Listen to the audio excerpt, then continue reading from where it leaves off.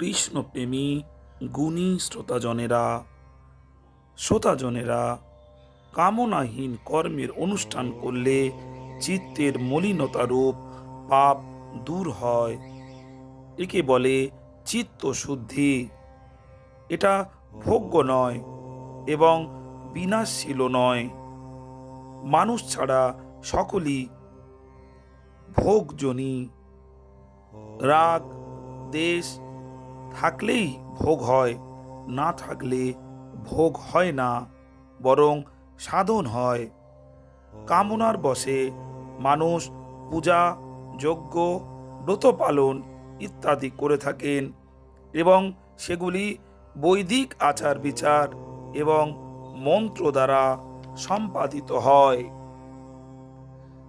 সেই সকল অনুষ্ঠানে অনেক নিয়ম বিধি পালন করতে হয়। ওই সকল নিয়ম বিধিতে, আচারে, মন্ত্রাদিতে কোনো ভুল ত্রুটি হয়ে গেলে তা বিপরীত ও ক্ষতিকারক ফল প্রদান করে থাকে। কিন্তু কামনাহীন সমবুদ্ধিযুক্ত কর্মে কোনো বিপরীত ফল প্রাপ্তি হবার অবকাশ থাকে না। কারণ সমত্ব অর্জিত হয়ে গেলে ফলাকাঙ্ক্ষা বা কামনাটি থাকে না।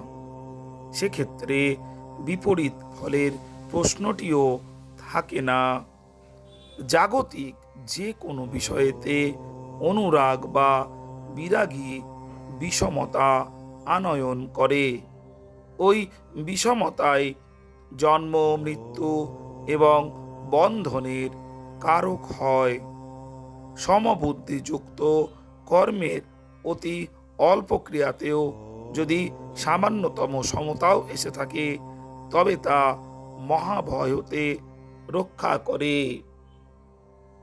কামনাযুক্ত কর্ম ফল প্রদান করার পর নষ্ট হয়ে যায়, কিন্তু সমতাযুক্ত কর্মে তা হয় না। গুণী শ্রোতাজনেরা, গীতার দৃষ্টিতে সমতাই হল শ্রেষ্ঠতম পথ।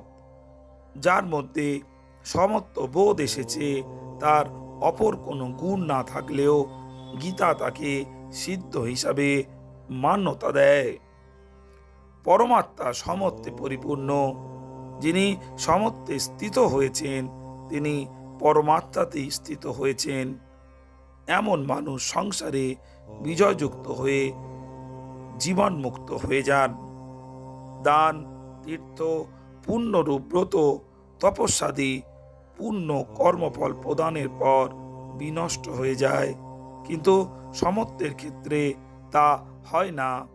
সমত্বযুক্ত মানুষ সহজেই সংসার বন্ধন হতে মুক্তি লাভ করেন। প্রকৃতি ও তার গুণাদির সাথে মেনে নেওয়া সম্পর্কই বন্ধনের কারণ। সমত্ব প্রাপ্তি হলে প্রকৃতির সাথে কোনো সম্পর্কই আর বজায় থাকে না। ফলে তখন আর প্রকৃতির বন্ধনও থাকতে পারে না। গুণী শ্রোতাজনেরা, কৃষ্ণ প্রেমে উদ্বুদ্ধ হলে মানুষের মধ্যে রাগ দেশ আর থাকে না।